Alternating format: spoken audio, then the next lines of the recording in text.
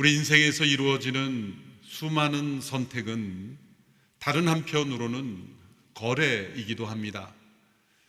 비즈니스 거래처럼 분명한 것을 주고받는 거래 이외에도 우리가 무엇을 내어주고 무엇을 얻는 그러한 거래의 형태이기도 합니다.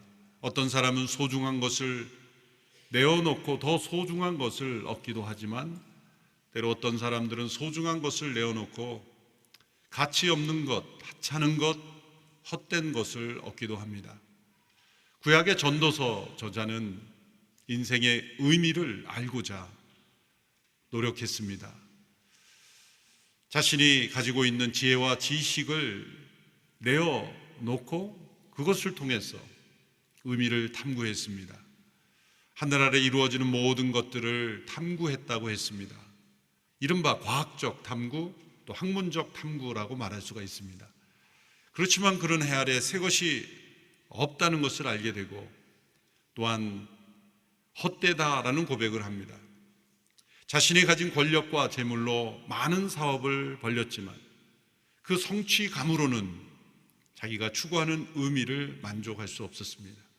죽음으로 모든 것이 다 험으로 끝나는 자신의 인생 앞에 자신이 얻은 것이 없었습니다. 자신의 육체가 원하는 모든 것을 금하지 않고 해보았습니다. 쾌락주의입니다. 쾌락을 추구함으로 의미를 구할 수 있었던 것 같았지만 그는 역시 헛되다라는 것을 발견합니다. 결국 그는 영혼을 만나지 않으면, 영혼에 연결되지 않으면 인생의 모든 선택이, 또 자신이 얻고자 하는 모든 거래가 해 아래 헛되다라는 것을 발견합니다. 소중한 것을 잃어버리는 헛된 선택의 연속일 수밖에 없음을 전도서 기자는 고백하였습니다. 오늘 본문에 나오는 이삭의 두 아들 에서와 야곱이 서로 형제 간에 거래를 합니다.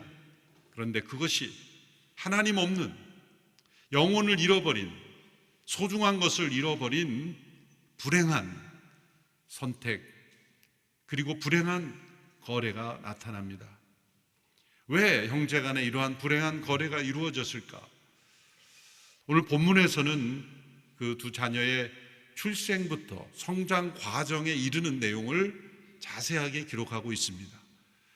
그것은 출생부터 그 선택에 이르기까지의 부모로부터 받은 영향, 어떠한 삶으로, 사람으로 자라났는가, 거기에 이유가 있다는 것을 우리에게 알려주고 있습니다. 이삭은 40세에 리브가를 만나 결혼했습니다. 아브라함의 충성스러운 종 엘리에셀을 통하여 하나님의 인도하심을 받아 하나님이 예비하신 리브가를 만났습니다. 하나님이 짝지어 주신 축복된 만남이었습니다. 그리고 가정을 이루었습니다. 그러나 자녀가 생기지 않았습니다. 아브라함과 사레가 오랫동안 자녀가 없었던 것처럼 이삭과 리브가에게도 오랫동안 자녀가 생기지 않았습니다. 생명이 잉태되지 않는 것, 그것은 하나님의 개입하심이 있다는 것이죠. 또한 그 밖에도 우리의 인생에 풀리지 않는 여러 가지 문제들, 거기에는 하나님의 특별한 섭리가 있습니다. 그 섭리의 목적은 동일합니다. 기도하도록 이끄시는 겁니다. 생명의 주관자이신 하나님, 영원하신 그 하나님과 연결되도록 우리의 무릎을 꿇고 기도로 하나님 앞에 나아가도록 하시기 위하여 때로 하나님 우리를 막다른 길로 인도하십니다. 40세에 결혼한 이삭이 19년 동안 자녀가 없다가 그가 무릎을 꿇고 하나님께 기도하기 시작합니다. 하나님은 그 때를 기다리셨던 것입니다. 영원하신 하나님, 그 하나님으로부터 오는 그 축복 속에 자신의 인생이 풀려나가기를 원할 때 하나님은 기꺼이 그 영원하신 하나님의 은총을 우리에게 베풀어 주십니다. 오늘 본문 21절은 이삭이 자기 아내를 위해 기도했을 때 하나님께서 그의 간구를 들어주셨다라고 기록합니다. 성경에서 남편이 아내를 위해 기도했다고 나오는 첫 번째자 마지막 기록입니다. 하나님은 우리의 믿음을 세워주시기 위하여 때로 막다른 길로 인도하시고 우리가 무릎 꿇게 하시고 그리고 응답을 통해 하나님의 살아계심을 보여주시는 것입니다. 이렇게 기도를 통해 잉태하게 되었는데 리브가의 태 속에 두 자녀 쌍둥이가 있었습니다. 그 쌍둥이가 리브가의 태 속에 어느 날 서로 싸우는 것을 느끼게 되고 그 일이 왜 나에게 일어났는가 리브가가 하나님께 질문했을 때 하나님은 충격적인 놀라운 계시를 주셨습니다. 그 계시의 내용이 23절의 말씀인데 같이 함께 읽어보겠습니다. 여호와께서 그녀에게 말씀하셨습니다. 두 나라가 내 태 안에 있다. 내 태 안에서부터 두 민족이 갈라질 것이다. 한 민족이 다른 한 민족보다 강하니 형이 동생을 섬기게 될 것이다.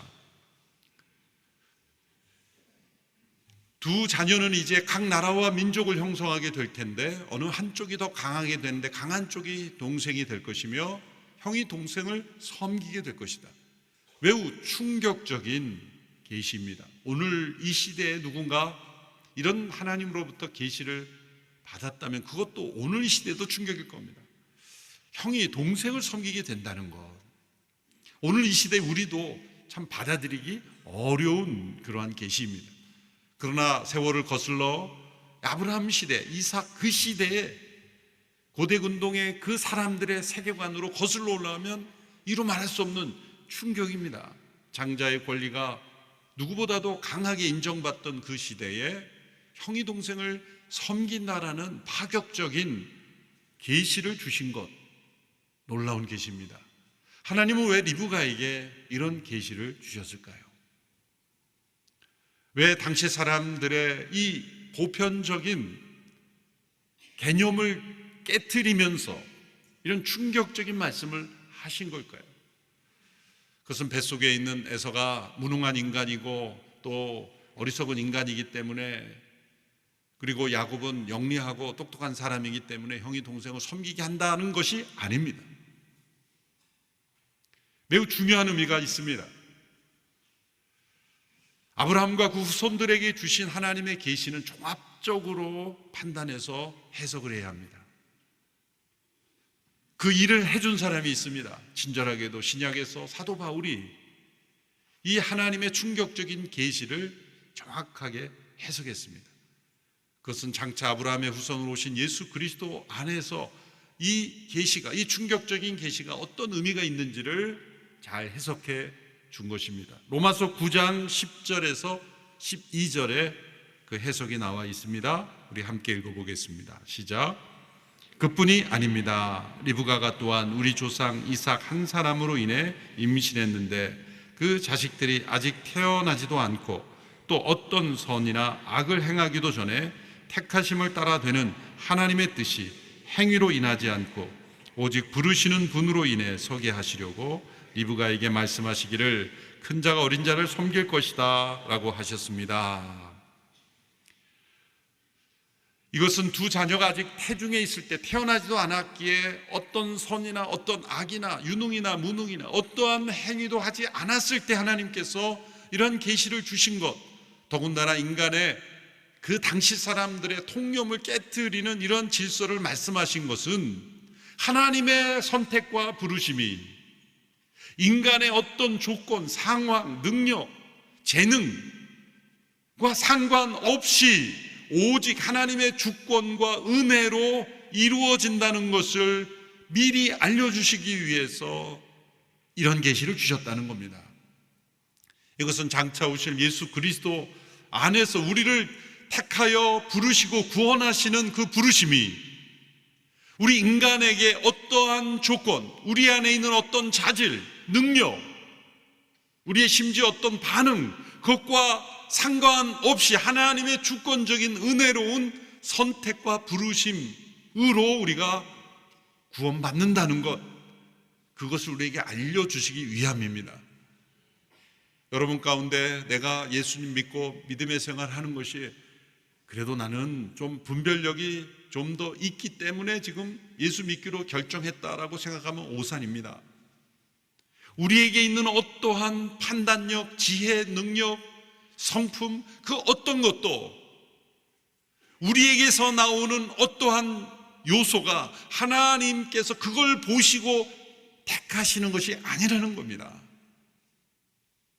그리스도 안에서 우리를 부르시고 택하신 것이고 하나님의 주권적인 선택과 부르심으로 우리를 부르신 것이다. 만일 이 리브가에게 준 계시가 동생이 형을 섬기라 그러면 당연한 것이 되겠죠. 이걸 뒤집음으로써 하나님 우리에게 생각하게 하시는 겁니다. 충격적으로 계시해 주심으로써 하나님의 선택은 어떤 인간의 조건과 상태와 상관없이 오직 은혜로 하나님께서 우리를 부르시는 것으로부터 시작한다는 것, 그것을 우리에게 깨닫게 하시기 위함입니다. 이제 이삭과 리브가에게 주어진 과제는 이 하나님의 계시에 근거해서 미래를 열어가는 것입니다. 그런데 이삭과 리브가는 이 하나님의 계시를 온전히 하나님의 뜻대로 하나님의 방법으로 받아들이기 어려운 그러한 계시였습니다. 더군다나 이삭과 리브가가 이제 살아가면서 서로 대화도 단절되고 이제 자녀가 없었을 때 함께 기도하며 생명 주시기를 기도했던 그때와 달리 이제 에서와 야곱이 자라는 과정 중에 이삭과 리브가는 서로 대화가 단절된 것으로 보입니다. 그 원인이 무엇인지는 성경에 자세히 나와 있지 않지만 이삭과 리브가의 이 부부가 가지는 친밀한 관계, 당연히 있어야 될 대화, 이것이 상실되어 버린 것을 우리는 알 수가 있습니다.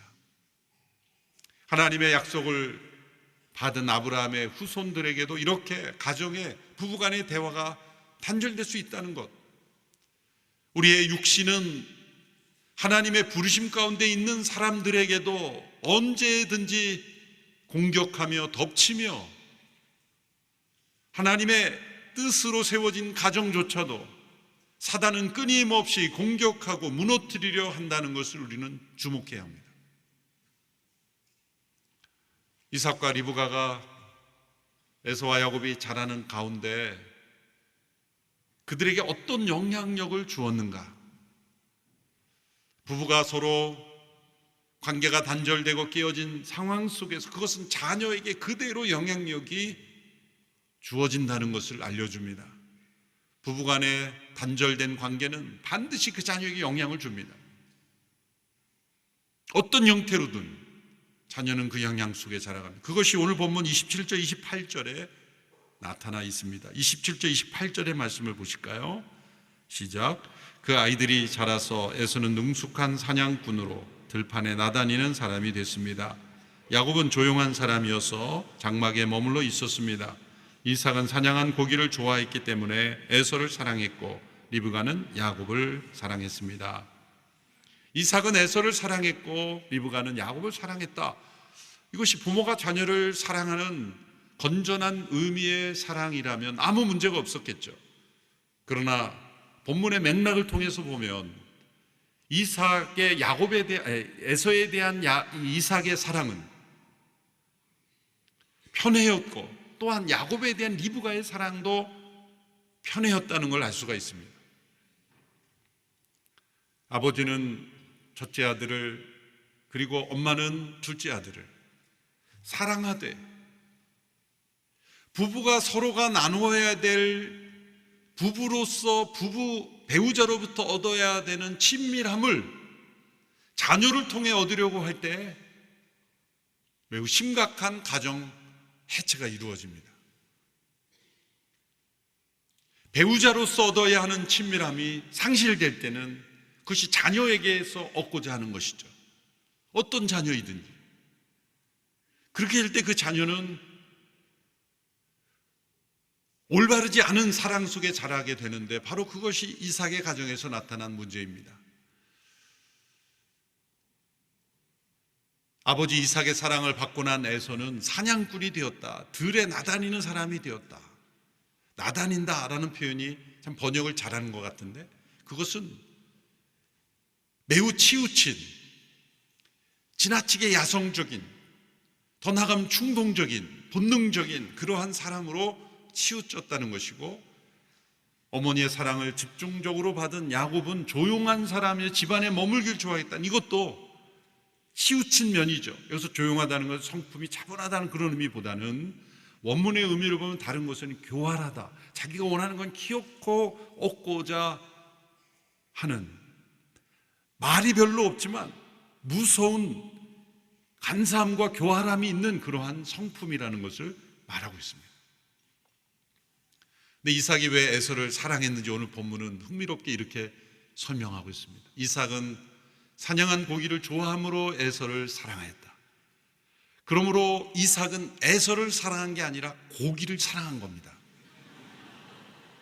고기를 사랑했기에 고기를 가져다 주는 에서를 사랑하게 된 거지, 아들로서 에서를 사랑한 게 아니에요.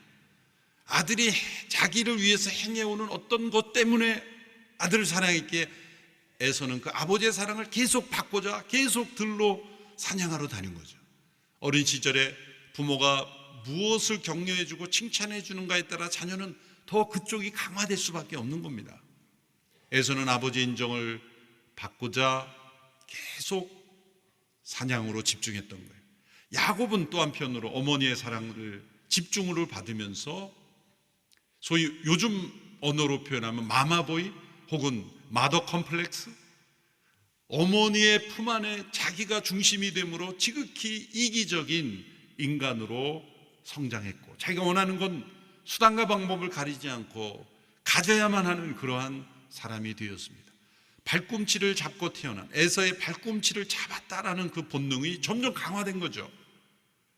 야곱에게는 그 움켜쥐는 본능이 있었는데, 올바른 부모가 커뮤니케이션이, 자녀 양육이 이루어졌다면 그런 본능을 움켜쥐려는 것은 자꾸 손을 풀게 하고, 들로 다니는 것은 자꾸 좀 들어오게 하고, 이렇게 서로를 보완함으로써 균형 있는 인격이 성장되도록 되는데, 이 두 자녀에게 있는 이 죄성이 더 강화되도록 하는 것은 이 부모의 편이었다는 것이죠.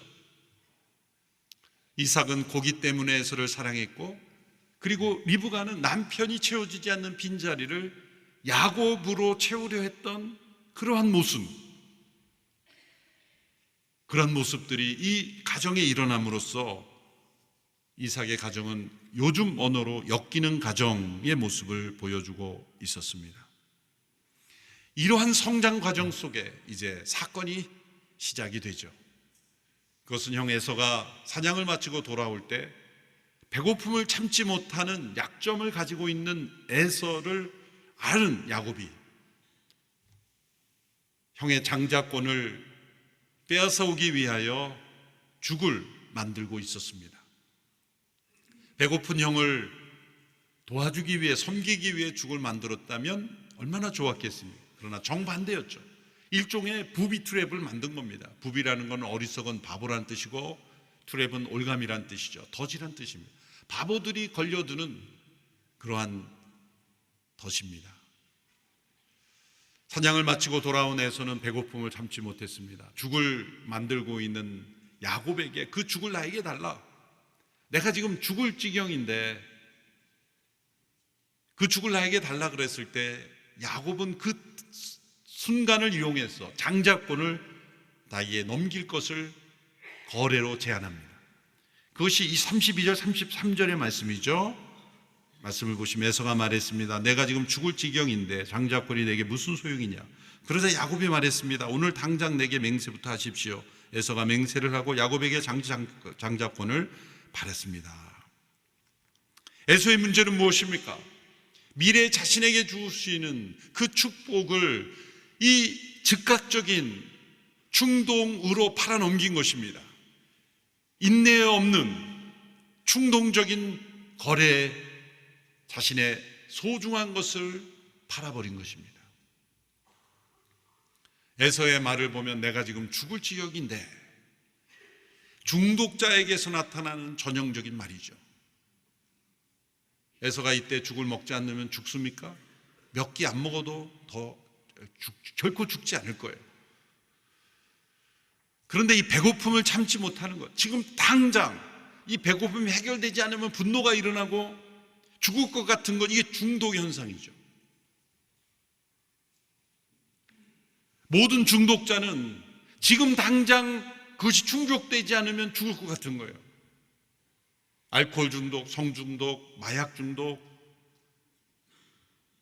이런 물질적인 육체적인 중독도 있고, 또 인정 중독, 관계 중독, 이 보이지 않는 것, 어느 모임에 가나 자신이 인정받지 않으면 견딜 수 없는 것, 인정 중독이죠.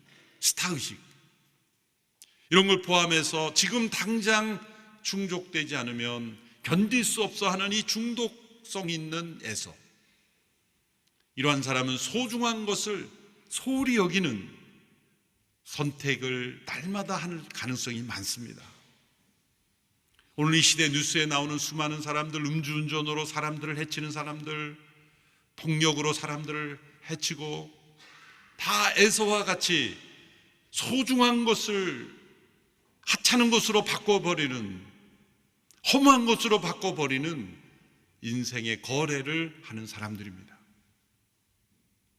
그러면 야곱은 올바른 사람입니까? 그렇지 않습니다.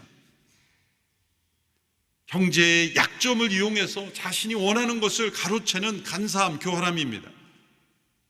다른 사람의 약점을 이용해서 자신이 원하는 것을 얻어내는 것 또한 소중한 것을 잃어버리는 사람입니다.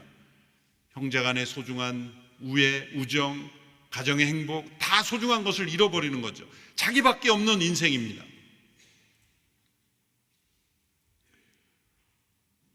어떤 사람은 그렇게 의문을 던질 수 있죠. 하나님께서 리브가에게 주신 계시가 큰 자가 어린 자를 섬기라고 했으니 장자권이 있어야 되는 건 아닙니까? 아닙니다.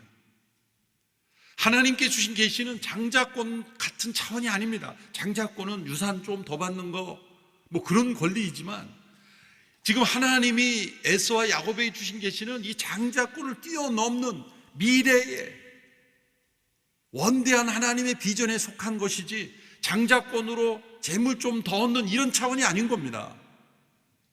장자권은 그냥 에서가 가지고 있어도 아무 상관이 없고, 이 예언이 이루어지는데 야곱이 어떤 방법을 통해서든 장자권을 가져야 되는 것이 아닌 거예요. 하나님의 뜻은 인간의 불의한 방법으로 이루어지는 것이 아닙니다. 그건 리브가와 야곱이 잘못 판단한 것이죠. 그건 인간적인 욕심일 뿐이죠.